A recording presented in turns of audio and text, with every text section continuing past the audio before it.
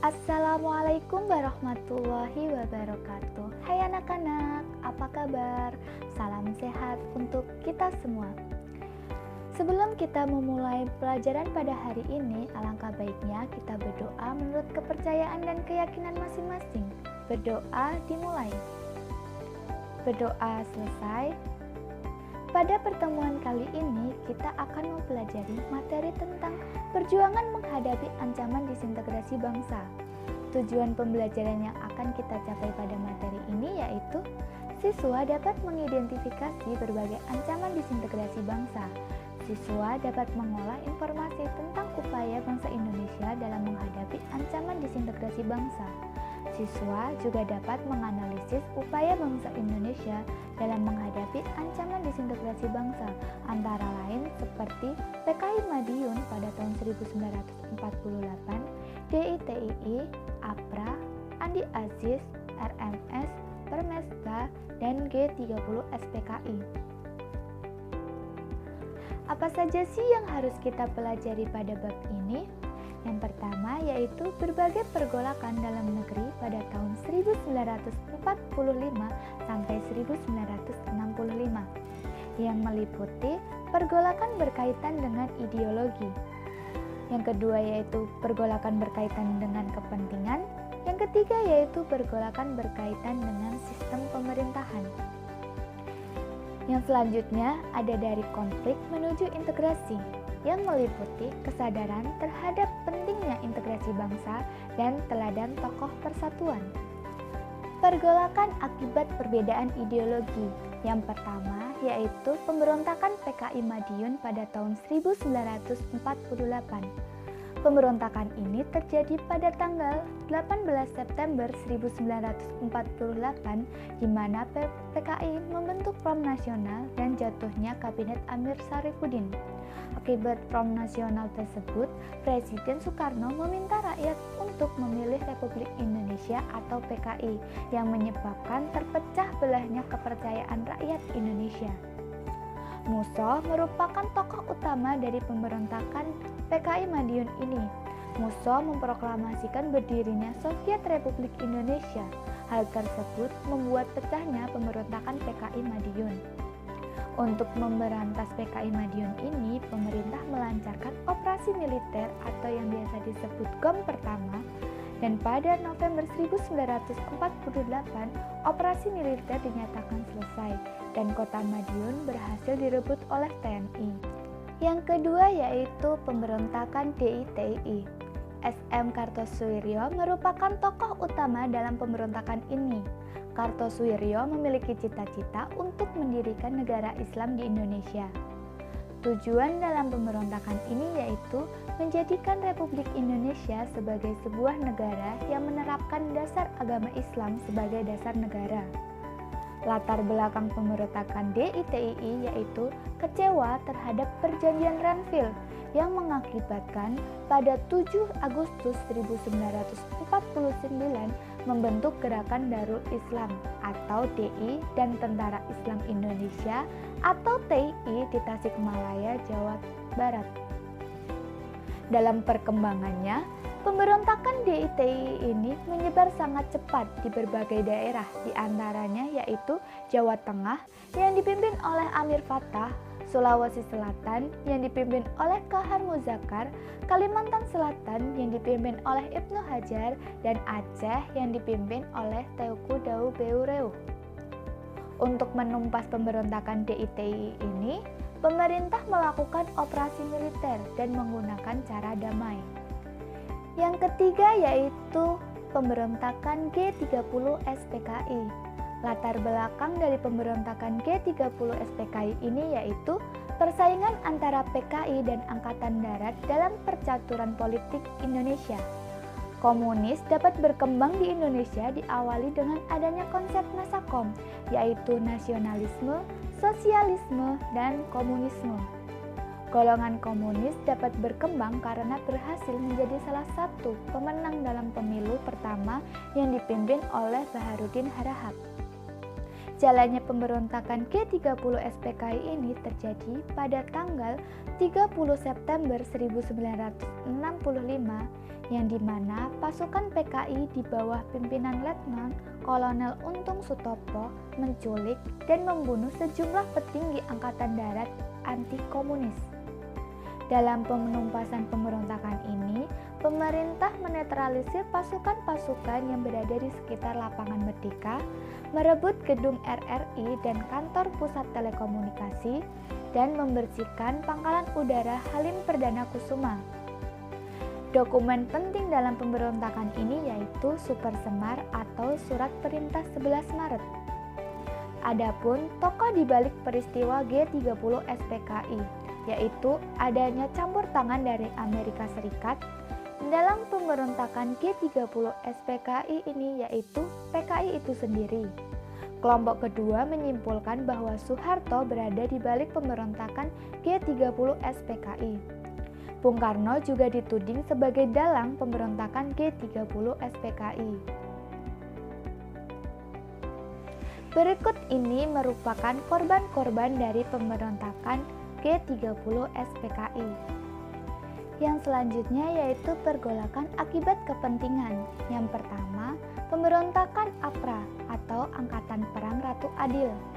Pemberontakan ini dilatar belakangi oleh ketidakpuasan pejuang terhadap kebijakan Republik Indonesia Serikat.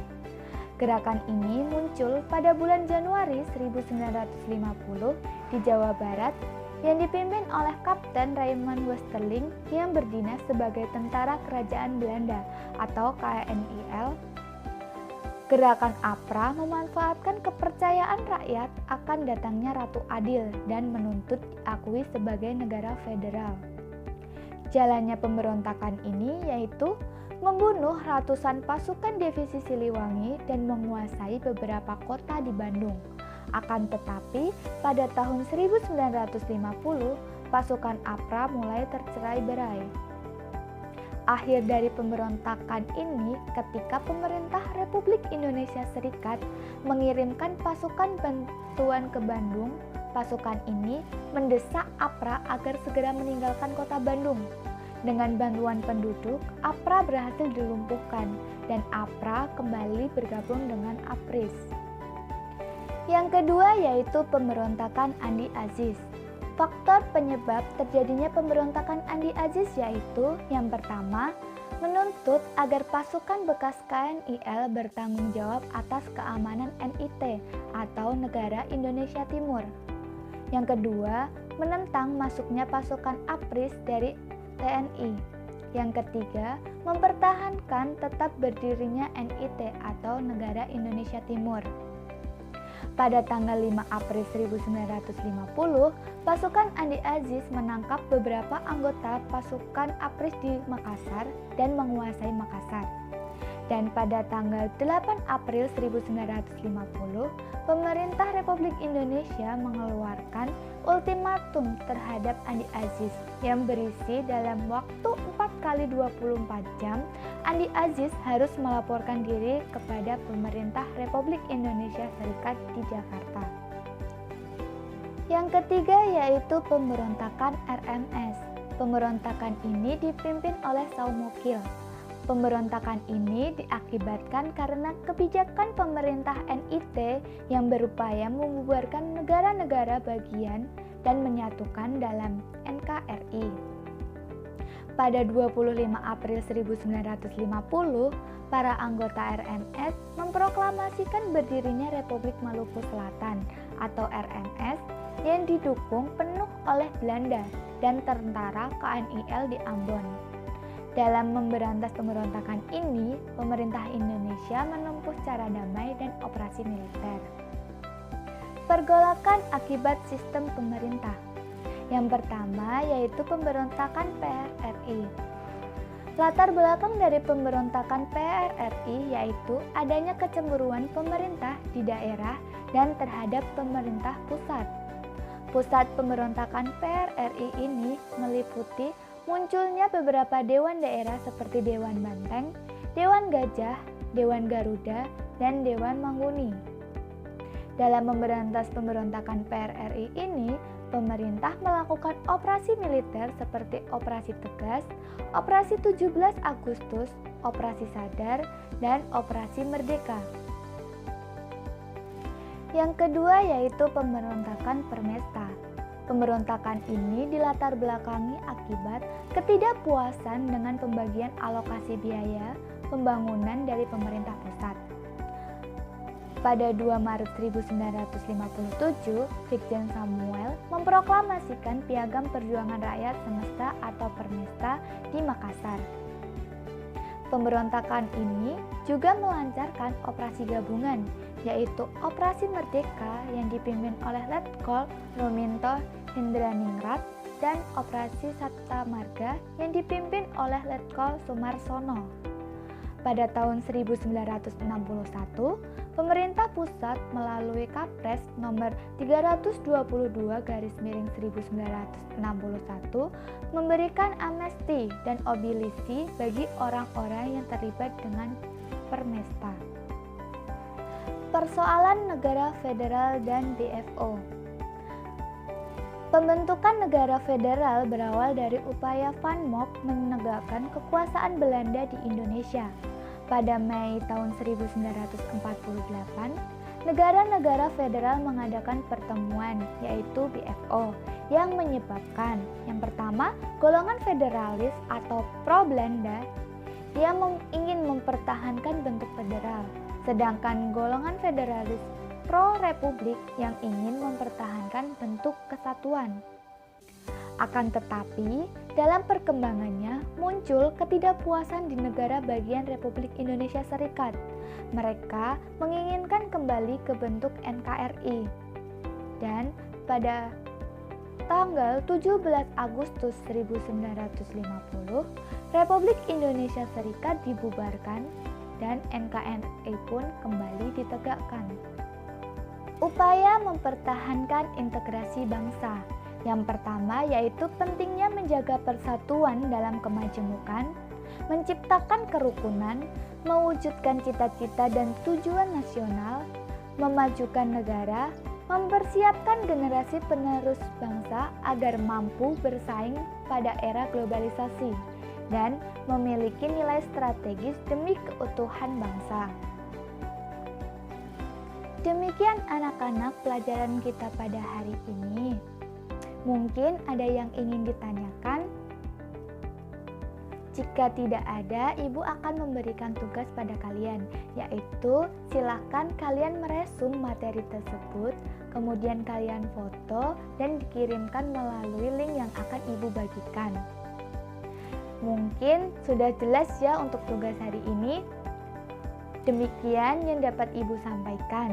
Jangan lupa selalu menerapkan gerakan 3M, yaitu mencuci tangan, menjaga jarak, dan selalu memakai masker. Sampai jumpa di lain kesempatan dengan materi yang berbeda. Salam sehat dan terima kasih. Wassalamualaikum warahmatullahi wabarakatuh.